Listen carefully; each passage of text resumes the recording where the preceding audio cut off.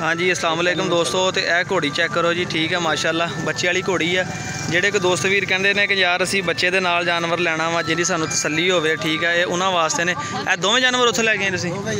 दोवें उत्थों आए ने। तो शौकीन भी कश्मीरियां दा ते इंग्लैंडियां दा ही है, ज़्यादा शौक भी उन्होंने ही। तो इंशाअल्लाह ताला उम्मीद है जी इतने ना होए तो तुहाडे इलाके दे विच विक जाणगे, ठीक है। साडे बहुत सारे दोस्त ने जिहड़े कि जनाब अपना बाहर रहिंदे ने ते घोड़ियां दा भी नाल शौक करते हैं, ठीक है। तो वो इंशाअल्लाह ताला जो शायद वेखणगे तो उम्मीद है कि अपने इलाके च लै लैणगे। भाई होनी कश्मीर बरनाले के एरिए जो आए हैं, ठीक है। ज़िला भिंबर लगता इन्हों। दोनों घोड़ियाँ ने बाबा, दो घोड़ियाँ ने, ठीक है। इस वीडियो तुहानूं दिखा रहे हैं, एक सूई हुई है तो एक जी सूई है कि नहीं पहले ये गब्बन गारंटी वाली गब्बन है कि? हाँ जी ठीक है जी, गारंटी दे रहे हैं भाई होने कि घोड़ी गब्बन है, तुसीं चेक करवा के भी लै सकते हो, ठीक है। तो इन्हों का अल्ट्रासाउंड वगैरह भी हो जाता है। बाकी पैर शैर भी तुसीं वेख लवो, तसल्ली कर लो अपनी। कैमरा बैग च पा।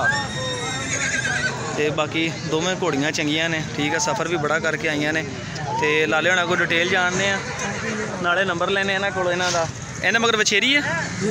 तो की नंबर की तुहाडा? 0303 60 30 379 60 30 379 0303 60 30 379।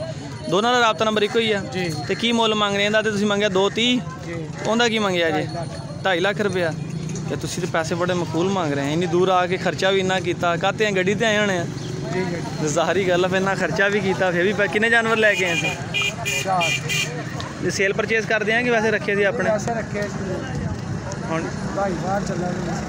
भाई कितने जाए? इंग्लैंड चला गया, इटली चला होना है जी दोस्तों, ठीक है। गुजराती है तो कश्मीरी है, सारे कोई इटली कितने बैठे ने तो बाहर बैठे शौक कर रहे हैं माशाल्लाह जी।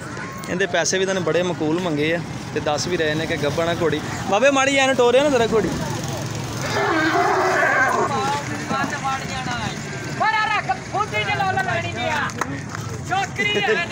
ਉਹ ਘੋੜਾ ਮਚ ਰਿਹਾ ਪਿਆ ਕੇ ਚਾਚੇ ਦਾ ਨੇੜੇ ਦੁੱਧ ਪੀਣ ਆਉਣਾ 20 ਵਾਰੀ ਮੈਂ ਲਾਇਆ ਉਹਨੇ। ਉਹ ਅੱਛਾ ਅੱਲਾ ਭਲਾ ਕਰੇ। ਆਪ ਤੱਕ ਹੀ ਦੇਨੇ ਆ 10 ਰੁਪਏ ਉਹ ਦਿੰਦਾ ਤੈਨੂੰ ਦੇ ਨਹੀਂ ਦਿੱਤੇ ਉਹਨੇ, ਉਹ ਮੇਰੇ ਨਾਲ ਹੀ ਆ ਵੀ। ਤੇ ਇਹ ਮਾਸ਼ਾਅੱਲਾ ਚੈੱਕ ਕਰੋ ਜੀ, ਗਾਰੰਟੀ ਦੇ ਰਹੇ ਨੇ। पेट तो भी महसूस हो रही है वैसे, क्योंकि पेट इन्हों मोटा मोटा नहीं होता है, ठीक है। नंबर इन्हों का वही है। चलो अल्लाह खैर करे, ठीक है बाबिओ, मेहरबानी। बड़ी दूरों आए ने, बड़ा सफ़र किया। रात रातियाँ तुसीं? हाँ पता मैनू, सफ़र तो काफ़ी इन्हों का भी। गुजरात हो के परले पासों घोड़ियाँ चंगियां ने। घोड़ी बहुत अच्छी लगी।